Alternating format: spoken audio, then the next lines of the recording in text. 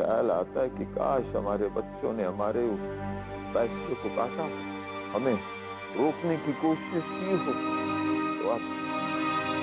تو آپ کو لے کر اس وقت ہم اتنے فکر مند نہ ہوں، اور نسیم بیچاری دعا کو لے کر اتنی فکر مند ہے کہ اب اس نے لکھنؤ جانے کا فیصلہ لیا۔ ہاں بس نسیم تو پریشان تھی، سلطانہ بھی پریشان تھی۔ سلطانہ سوچ رہی تھی کہ یہاں رہ کر میں کیا کروں گی، اور اسی لیے نسیم اسے اپنے ساتھ لی۔ نسیم بھابی جان کہہ رہی تھی کہ وہ وہاں جا کر کھمن پیر بابا کی درگاہ پر چادر چڑھائے۔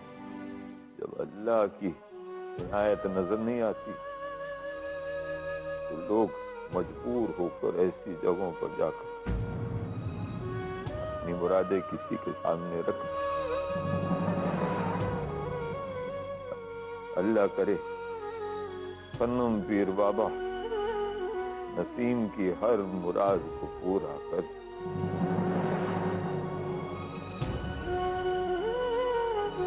ابا حضور، اصغر بھائی جان سلطانہ اور نسیم بھابی جان کو چھوڑنے گئے ہیں۔ اب پہلے وہ ہاسپٹل جائیں گے، وہاں پہ التمش اور شمع سے ملیں گے، اس کے بعد اصغر بھائی جان انہیں گاڑی میں بٹھا کر۔ مناسب ہے، مناسب، یہ سب اللہ کی مرضی ہوگی، اسے اللہ کی مرضی سمجھ کر میں اپنے اس دل کو تسلی دے رہا ہوں، ورنہ نسیم اور سلطانہ کے بارے میں جب ہم سوچتے ہیں تو دل میں ایک افسوس بھر اٹھتا ہے۔ ان دونوں کو کبھی خوشیاں نصیب نہیں ہوئی، کبھی دونوں نے بخوبی رشتوں کو نبھایا، ہم ہی ہیں جو رشتوں کو نبھا نہیں سکتے۔ نسیم تو تقدیر کی ستائی ہوئی ہے، وہ عورت جس کا شوہر جوانی میں ہی انتقال فرما گیا ہو، اس عورت کی زندگی کیسے کٹی ہو اس کا اندازہ نہیں لگایا جا سکتا۔ غنیمت ہوتی اگر اس وقت ہم نے نسیم کا سہارا دیا ہو، لیکن ہم نے بھی اکبر کی سازش کے جال میں پھنس کر انہیں گھر سے نکالنے کا فیصلہ لیا۔ سلیمیہ، وہ دن ہم کبھی بھول نہیں سکتے جب آخری بار اختر گھر چھوڑ کے جا رہا تھا۔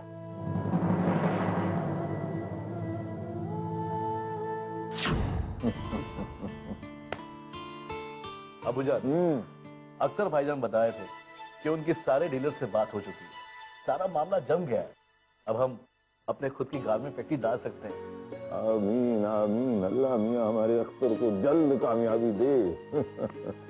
السلام علیکم ابو جانی۔ وعلیکم السلام برکات، وعلیکم السلام۔ السلام علیکم بھائی جان۔ وعلیکم السلام۔ اختر بتا رہے تھے کہ تم جلد ہی گارمنٹ کی فیکٹری کھولنے والے ہو۔ ابو جانی اگر اللہ نے چاہا تو ہم بہت جلدی اس پیشے میں اتر جائیں گے، اور دو فیکٹری لگیں گی، اور دونوں فیکٹری کو سنبھالنے کے لیے ہمارے دو بازو اصغر اور اکبر تو ہیں۔ میں جانتا ہوں کہ تم اپنے بارے میں کم سوچتے اور دونوں بھائیوں کے بارے میں زیادہ سوچتے۔ ابو جانی کیوں نہ ہوں، یہ دونوں بھائی میرے بازو ہیں، میری طاقت ہے، میری قوت ہے، اور ان لوگوں کی طاقت اور قوت کو لے کے میں آگے بڑھنا چاہتا ہوں۔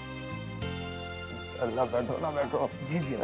تکلف مت کیجیے، ہے تکلف میں تکلیف سراسر، اچھے ہیں وہ جو کہ تکلف نہیں کرتے۔ اللہ، تکلف اور آپ سے؟ لیکن بھائی جان، اکبر بھائی جان تو وکالت کرنا چاہتے ہیں۔ میری دعائیں ہمیشہ اس کے ساتھ ہیں،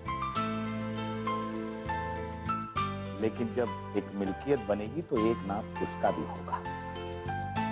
ابو جان، رات اور دن محنت کر کے میں اپنی فیکٹری لگانے کا کام کر رہا ہوں۔ اب آپ مجھے اجازت دیجیے، کیونکہ پونے میں آج میری ایک مل مالکان کے ساتھ میٹنگ ہے۔ اجازت ہے، اجازت ہے، لیکن گاڑی ذرا حفاظت سے چلائے کو۔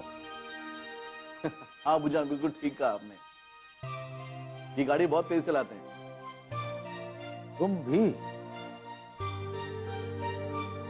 अबू जानी, आपको मेरी ज्यादा फिक्र है कि गाड़ी की फिक्र है? तुम्हारी हिफाजत तो बचाने के हाथ में है। कम से कम गाड़ी की हिफाजत हम कर सकते हैं। अबू जानी, आपके हुक्म की तामील होगी, मैं बखैरियत आ जाऊंगा। शमा बेटी, शमा बेटी, मेरी बेटी जाने पिदर। कहाँ थे आप, पहले बताइए। हम बाहर खेल रहे थे। अच्छा, तो आप खेल कूद बंद करिए और दादा जानी के साथ बैठकर पढ़ाई कीजिए। अब हम जा रहे हैं, लौटेंगे आपके साथ खेलेंगे। नहीं, हमें आपके साथ खेलना है। अरे भाई, अभी तो हम काम से जा रहे हैं, जब लौटेंगे तो आपके साथ खेलेंगे। नहीं अब्बू, हमें आपके साथ अभी खेलना है। देखिए बेटे, अच्छे बच्चे जिद नहीं करते। देखिए दादा जानी भी यही बोल रहे हैं। रमा, अच्छे बच्चे जिद नहीं किया करते। हाँ, नहीं अब्बू, आप आज मत जाइए ना। देखिए दादा जानी ने आपको कितनी अच्छी बात समझाई है। अभी क्या है कि हम जाएंगे, जाने के बाद में आपके लिए ढेर सारे खिलौने लाएंगे, आपके साथ में चॉकलेट लाएंगे और फिर रात को हम सोते वक्त आपको लोरी भी सुनाएंगे। चलो दादा जानी के साथ बैठिए। अरे बस आराम से बैठ। अब्बा, इजाजत दीजिए। गाड़ी वाली बात याद रखिए। अपना ख्याल रखना।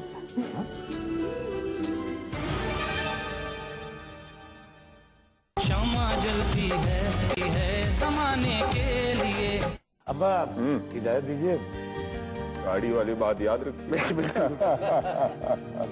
अपना ख्याल रखना।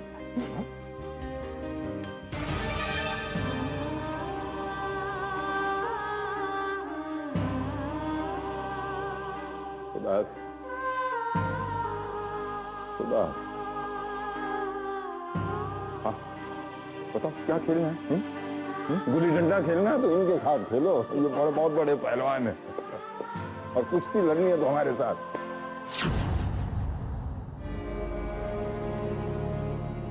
सलीम मियां, उस दिन हमारा अख्तर आखिरी बार खुदा हाफिज कहकर चला गया और उसके बाद कभी वापस आ नहीं पाया।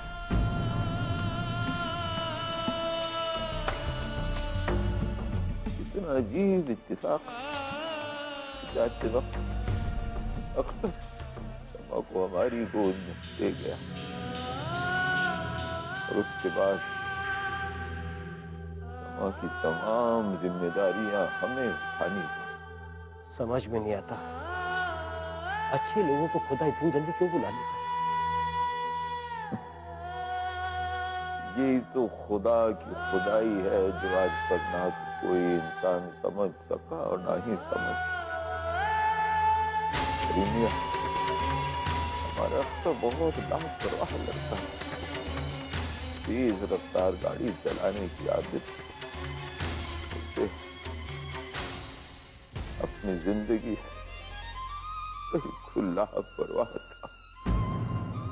इसलिए लोग उसे मस्त मौला कहा करते थे, यानी कि वो आदमी जो जिंदगी से बिल्कुल लापरवाह हो।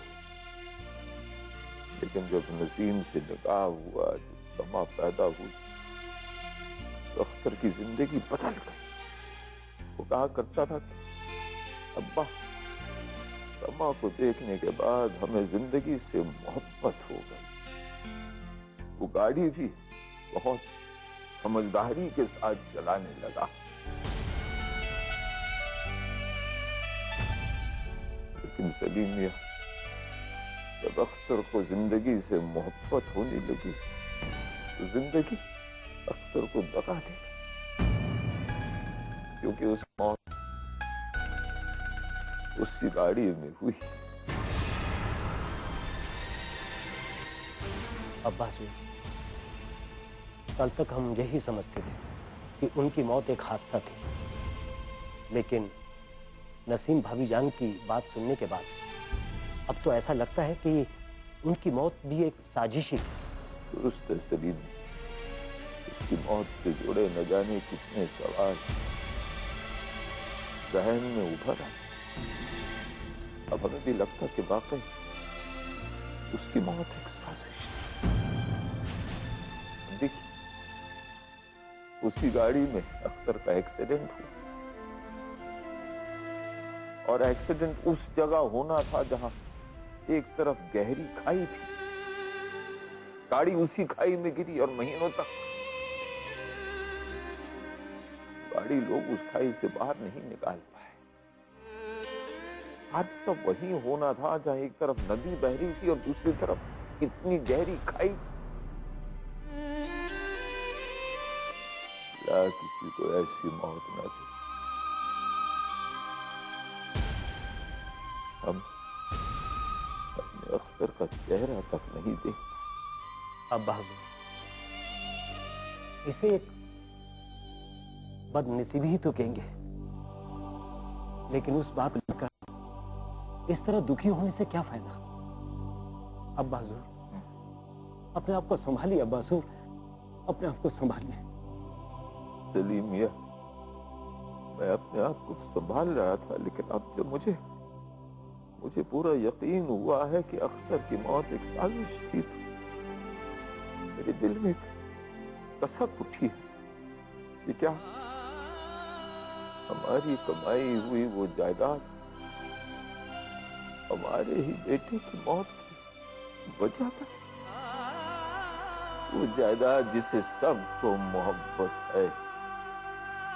वाह, वाह, ये कैसी दुनिया है। समझ नहीं आता कि किसके दिल में क्या लालच है, किसके दिल में क्या खुदगर्जी है, कौन कब